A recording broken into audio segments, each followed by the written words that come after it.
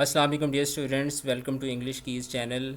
I am here Muhammad Naeem and I have brought you the complete solution of the new English course of grade 11, which is being taught by Federal Board Institutes and KP Board all institutes. So without wasting your time, I will start with the reading. So this video contains the reading of chapter number 1, and in next video I will explain questions and answers, and in third video I will explain all the grammar portions, and then we will move to the chapter number 2. And all these videos are available on this channel English Keys. You can subscribe this channel, and you can press the bell icon so that you could receive all the chapters and all the solutions without any delay or wait. So let's start it. So our first chapter is responsibilities of youth. This is the excerpts from the speech of Quaid-e-Azam Muhammad Ali Jinnah, and this speech was delivered at the Dhaka University Convocation on 24th of March 1948. So after the end of this lesson, you will be able to have general idea of the text, and you will be able to infer the themes or the main ideas of this lesson, and you will be able to explore causes and consequences of a problem or an issue, and the purpose of various solutions, and you will be able to evaluate material what we will read in this video.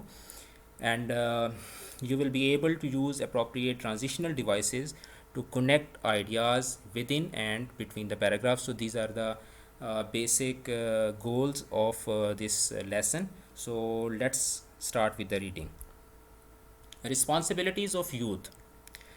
So the lesson starts with the speech of Quaid-e-Azam Muhammad Ali Jinnah. Quaid-e-Azam says, Mr. Chancellor, ladies and gentlemen, when I was approached by the Vice Chancellor with a request to deliver the convocation address, I made it clear to him that there were so many calls on me, like I was so busy, that I could not possibly prepare a formal convocation address on an academic level with regard to great subject with which university deals, such as arts, history, philosophy, science, law, and so on. I did, however, promise to say a few words to the students on this occasion, and it is in fulfillment of that promise that I will address you now. So in this first paragraph, Quaid-e-Azam Muhammad Ali Jinnah, when he starts his speech, he says that I was busy, so I could not prepare a formal speech, but because I had made a promise to the Vice Chancellor, so I am here now and I will express a few words with the students. So Quaid-e-Azam Muhammad Ali Jinnah ये कह रहे हैं कि मैं मसरूफ़ था, इस वजह से मैं एक मुकम्मल तकरीर तो तैयार नहीं कर सका, लेकिन मैं अपने अज़ीज़ तलबा से कुछ बातें करना चाहूँगा. So let's see what Quaid-e-Azam Muhammad Ali Jinnah wants to say. First of all, let me thank the Vice Chancellor for the flattering terms in which he referred to me. Flattering terms, खुशामद वाले अल्फाज जिसमें आप किसी की तारीफ़ करते हैं, the praising words. Mr. Chancellor, whatever I am, मैं जो कुछ भी हूँ, and whatever I have been able to do, और जो कुछ मुझसे हो सका, I have done it merely as a measure of duty. वो मैंने सिर्फ एक फ़र्ज़ निभाते हुए किया, which is incumbent upon every Musliman, which is incumbent, which is necessary, which is obligation, which is जिसको हम फ़र्ज़ कहते हैं, which is incumbent upon every Muslim to serve his people honestly and selflessly. Honestly ईमानदारी से, and selflessly बेगर्ज होकर, अपनी ज़ात की परवाह किए बगैर. In addressing you, I am not here speaking to you as head of the state, but as a friend and as one who has always held you in affection. Quaid-e-Azam is saying that when I am talking to you, जब मैं आपसे बात कर रहा हूँ, तो मैं एक रियासत के सरबराह के तौर पे बात नहीं कर रहा, बल्कि आपके एक दोस्त के तौर पे बात कर रहा हूँ. Many of you have today got your diplomas and degrees, and I congratulate you, just as you have won the laurels, pearls, moti, in your university and qualified yourselves. So I wish you all success in the wider and larger world that you will enter.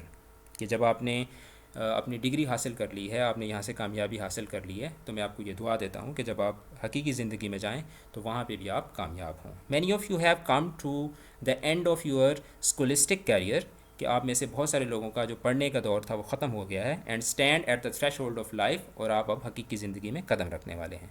Unlike your predecessors, आपसे जो आपके जो बुज़ुर्ग थे, आपके जो बड़े थे, आपके जो एंसेस्टर्स थे, उनसे हट के you fortunately leave this university to enter life under a sovereign independent state of your own, कि आपसे पहले जितने भी लोग इस यूनिवर्सिटी से पढ़ के गए उनके लिए उनके पास आज़ाद मुल्क नहीं था, लेकिन आप लोगों की खुशकिस्मती है कि जब आप यहाँ से अपनी डिग्री लेके निकल रहे हैं तो you will be a citizen of your own independent state, अपना एक आपका आज़ाद मुल्क होगा. It is necessary that you and your other fellow students fully understand the implications of the revolutionary change. Revolutionary change एक इनकलाबी तब्दीली, इम्प्लीकेशंस उसकी जो ज़रूरियात हैं, the necessities that took place on the birth of Pakistan, के पाकिस्तान के वजूद में आने से जो एक इनकलाबी जो तब्दीली आई है उसकी जो ज़रूरियात हैं उनका समझना आपके लिए बहुत ज़रूरी है. We have broken the shackles of slavery, हमने जो ग़ुलामी की जंजीरें थी वो तोड़ दी हैं. We are now a free people, और अब हम आज़ाद लोग हैं. Our state is our own state, our government is our own government of the people, responsible to the people of the state and working for the good of the state. कि ये हमारी हुकूमत है, हमारे लिए है, और ऐसे लोग हुकूमत में हैं जो कि हुकूमत की बेहतरी के लिए काम कर रहे हैं.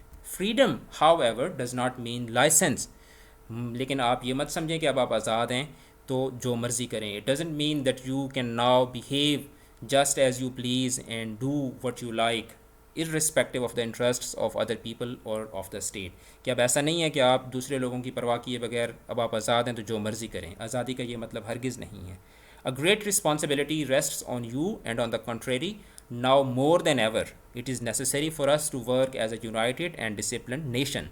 पहले भी हम इकट्ठे होके और इत्तेहाद के साथ हम एक आज़ाद मुमलिकत हासिल करने के लिए लड़ रहे थे, but once now we have got a country, तो अब हमें ज़्यादा इत्तेहाद के साथ और ज़्यादा नज़्म ज़ब्त के साथ रहना है. What is now required of us all is constructive spirit and not the militant spirit of the days when we were fighting for our freedom. कि अब जब हमने अलग मुल्क हासिल कर लिया है तो हमें अब वो जो एक जिहादी जो एक रूह थी या एक जिहादी अंदाज़ था उसकी अब हमें इतनी ज़्यादा ज़रूरत नहीं है, बल्कि अभी हमें कंस्ट्रक्टिव स्पिरिट की ज़रूरत है. अभी हमें एक ऐसे मूड के साथ चलना है, एक ऐसे हमने एम के साथ चलना है कि जिसमें हम अपने मुल्क को बेहतर बना सकें. It is far more difficult to construct than to have a militant spirit for the attainment of freedom. कि आज़ादी के लिए लड़ना जो है वो तो आसान है, लेकिन जब आप कोई भी चीज़ हासिल कर लेते हैं तो फिर उसके लिए उसको कायम रखना और उसको तामीर करना वो बहुत मुश्किल होता है. It is easier to go to jail और fight for freedom than to run a government. कि मुल्क चलाने की निस्बत जेल में जाना या आज़ादी के लिए लड़ना ज़्यादा आसान है. Let me tell you something of the difficulties that we have overcome and of the dangers that still lie ahead. Quaid Azam कह रहे हैं कि मैं आपको ये बताना चाहता हूँ कि हमने क्या क्या मुश्किलात हमने उन पर काबू पा लिया है और कौन कौन से अभी प्रॉब्लम्स हैं जिनके साथ हमने फ़ाइट करना है. Thwarted in their desire to prevent the establishment of Pakistan, our enemies turned their attention to finding ways and means to weaken and destroy us. कि हमारे जो दुश्मन हैं, जो जिनको शिकस्त हुई है, वो बस बहाना ढूंढ रहे हैं कि किसी तरीके से हमें वो तबाह कर सकें और हमें कमज़ोर कर सकें. Thus, hardly had the new state come into being when came the Punjab and Delhi Holocaust. कि जब दिल्ली और पंजाब में जो दंगे फसाद हुए, इस तरह के दंगे फसाद की सूरत हाल में एक नए मुल्क का बनना बहुत मुश्किल था, लेकिन हमने ये कर दिखाया. Thousands of men, women and children were mercilessly butchered and millions were uprooted from their homes. Butchered, कत्ल किए गए, massacred, killed, assassinated. Over 50 lakhs of these arrive in Punjab within a matter of weeks. The care and rehabilitation of these unfortunate refugees, rehabilitation उनकी बहाली, उनकी देखभाल, of these unfortunate refugees stricken in body and in soul, presented problems which might well have destroyed many a well established state. कि जिस तरह की सूरत हाल बनी थी जब मुहाजिरीन पंजाब से पाकिस्तान की तरफ आ रहे थे, तो अगर इस तरह के मामलात किसी एक अच्छे और मजबूत मुल्क को भी सामना करना पड़ जाए तो वो भी इसको बर्दाश्त नहीं कर सकते. But those of our enemies who had hoped to kill Pakistan at its very inception by these means were disappointed. लेकिन वो हमारे जो दुश्मन थे, जो पाकिस्तान को बनता हुआ नहीं देख सकते थे और जिन्होंने ये सारे दंगे फसाद और ये सारी जो एक माहौल था वो क्रिएट किया था, वो उन लोगों को क्या हुई, उन लोगों को मायूसी हुई. Not only has Pakistan survived the shock of that upheaval, but also it has emerged stronger, more chastened and better equipped than ever. कि ना सिर्फ पाकिस्तान जो था उसने उस मुसीबत पर और उस परेशानी पर काबू पा लिया, बल्कि पाकिस्तान ज़्यादा मजबूत, ज़्यादा ताकतवर और ज़्यादा जो है वो मजबूत होकर वो सामने आया है। There followed in rapid succession other difficulties, कि पाकिस्तान तो बन गया लेकिन बनने के बाद क्या प्रॉब्लम्स पेश आई, such as withholding by India of our cash balances, कि इंडिया ने जो हमारे हिस्से का पैसा था वो इंडिया ने रोक लिया, of our share of military equipment, हमारा जो फ़ौज का जो सामान जो हमारे हिस्से में आता था वो उन्होंने हमें नहीं दिया, and lately the institution of an almost complete economic blockade of your province, कि जो ढाका है यानी कि जो बांग्लादेश है, क्योंकि बांग्लादेश जो था वो 1947 से अगर हम देखते हैं from 1947, so it was part of Pakistan before 1971। Bangladesh was a province of Pakistan. So Quaid Azam is saying that not only they have withholded our cash balances, and they have captured the share of our military equipment, but they have also created a economic blockade for the province of Bangladesh. I have no doubt that all right thinking men in the Indian Dominion deplore these happenings. कायद आज़म कहते हैं कि मुझे इस बात पे कोई शक नहीं है कि इंडिया में जो कोई थोड़े बहुत अच्छे इंसान हैं वो इस चीज़ को बुरा समझते होंगे, जो हमारे साथ जुल्म हुआ है उसको जुल्म समझते हैं, and I am sure the attitude of the mind that has been responsible for them will change, but it is essential that you should take note of these developments. They stress the importance of continued vigilance on our part. Your main occupation should be in fairness to yourself, in fairness to your parents, and indeed in fairness to the state. To devote your attention solely to your studies, it is only thus that you can equip yourself for the battles of life that lies ahead of you. Only thus will you be an asset khazana, and a source of strength and of pride to your state. Only thus can you assist in solving the great social and economic problem that confront means जिसका हमें सामना है, that confront it and enable it to reach its destined goal among the most progressive and strongest nation of the world. My young friends, I would therefore like to tell you a few points about which you should be vigilant. Vigilant means होशियार, active, and beware. First, beware of the fifth columnist among yourself, कि जो तुम्हारे अंदर जो गद्दार हैं उनसे बच के रहो. Secondly, guard against and weed out. Weed out का मतलब जो झाड़ियाँ होती हैं, जो फसल के अंदर जो खुद से झाड़ियाँ उग जाती हैं, जो गंदी झाड़ियाँ होती हैं, उनको बाहर निकालने को weed out कहते हैं. Guard against and weed out selfish people, कि जो खुदगर्ज लोग हैं उनको निकालो बाहर. who only wish to exploit you, जो तुम्हारा इस्तेसाल करना चाहते हैं, तुम्हें लूटना चाहते हैं, so that they may swim, ताकि वो अपना मकसद जो है वो हासिल कर सकें. Thirdly, तीसरी बात क्या है कि learn to judge who are really true and really honest and unselfish servants of the state who wish to serve the people with heart and soul and support them. There is another matter that I would like to refer to, my young friends. Hitherto, before that, you have been following the rut. Rut means एक जो है वो एक जिसको कहते हैं ना रिवायती निज़ाम, ठीक है, कि एक बस सिस्टम बना हुआ है, उस सिस्टम के मुताबिक ही आप चल रहे हैं. You get your degrees, and when you are thrown out of the university in thousands, all that you think and hanker for means wish for, aim for, eager for, is government service. इससे पहले जितने भी लोग जब वो degree लेके बाहर निकलते हैं तो उनकी पहली ख्वाहिश यही होती है कि हमें कहीं पे गवर्नमेंट जॉब मिल जाए. As your Vice Chancellor has rightly stated, the main object of the old system of education and the system of government existing hitherto was really to have well-trained, well-equipped clerks. कि इससे पहले जो निज़ाम तालीम था उसका सिर्फ मकसद यही था कि क्लर्क पैदा किए जाएं. इससे पहले जो निज़ाम तालीम था उसका सिर्फ एक ही मकसद था कि पढ़े लिखे क्लर्क पैदा किए जाएं. Of course some of them went higher, कि बहुत सारे लोग जो थे वो कुछ लोग उसमें से पढ़ के अच्छी अच्छी पोस्टों पे भी चले गए and found their level, but the whole idea was to get well qualified clerks. Civil service was mainly staffed by the Britons, के जो सिविल सर्विस थी उसमें जो बड़े बड़े ऑफिसर्स होते थे वो मेनली क्या होते थे, वो अंग्रेज़ होते थे, ब्रिटन्स होते थे. And the Indian element was introduced later on and it went up progressively. Well, the whole principle was to create a mentality, a psychology, and a state of mind that an average man, when he passed his BA or MA, was to look for some job in government. कि एक माहौल ऐसा बना दिया गया, एक mentality ऐसी set कर दी गई कि जो भी BA या MA की डिग्री लेता था तो उसकी पहली कोशिश होती थी कि मुझे कहीं से गवर्नमेंट जॉब मिल जाए. If he had it, he thought he had reached his height, कि अगर उसको वो जॉब मिल जाती थी तो वो समझता था कि बस मैं, मेरी ज़िंदगी की जो मंजिल थी वो मुझे मिल गई है. I know and you all know what has been really the result of this. Quaid Azam कहते हैं कि आपको भी पता है और मुझे भी पता है कि उसका नतीजा क्या निकलता था. Our experience has shown that an MA earns less than a taxi driver.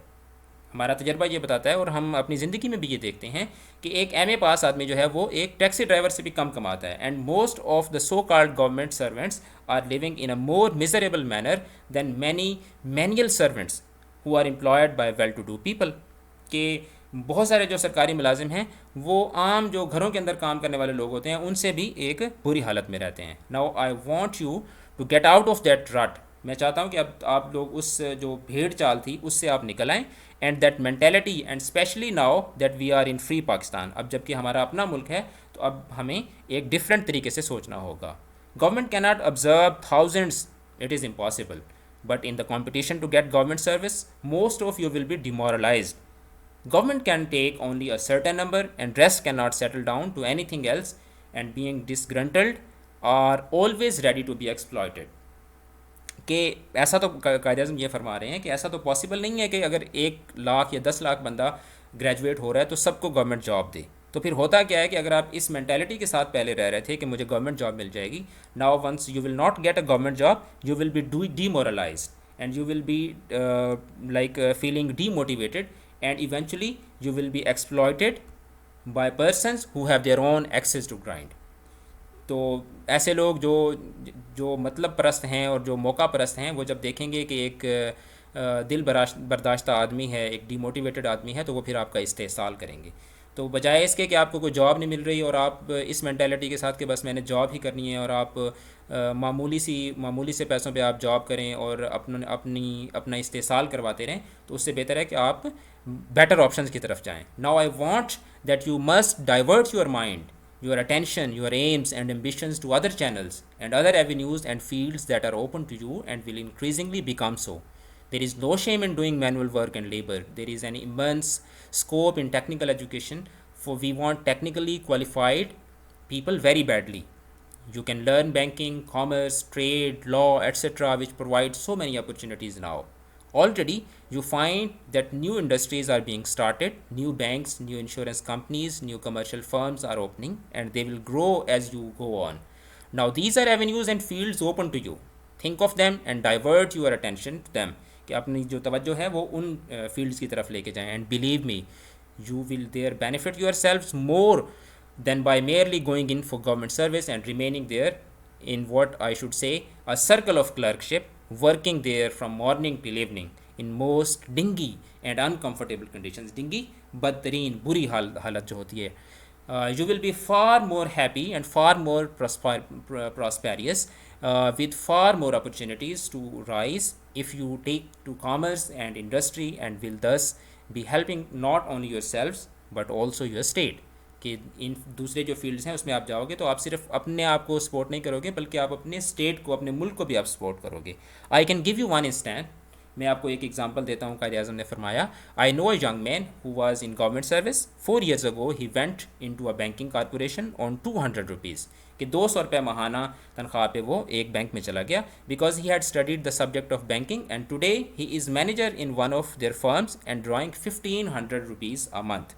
कि इन जस्ट 4 years, कि 4 साल उसने वहाँ पे जॉब किया है और now he is earning 1500 rupees. तो उस दौर में देखें आप 1948 में तो 1500 रुपये भी बहुत बड़ी अमाउंट होती थी. These are the opportunities to have and I do impress upon you. I emphasise, मैं आपको इस चीज़ पर ज़ोर देता हूँ. I impress upon you now to think in these terms, कि आपको अब गवर्नमेंट जॉब्स के पीछे नहीं भागना चाहिए. You should start thinking in a different manner. So that is the end of this video. We have done the reading, and in next video inshallah we will do questions and answers, and in third video we will do the grammar, and by this in 3 videos we will cover and complete 1 chapter. Thank you so much, and for complete solution of the book and grammar videos please subscribe the channel and hit the bell icon. Thank you so much.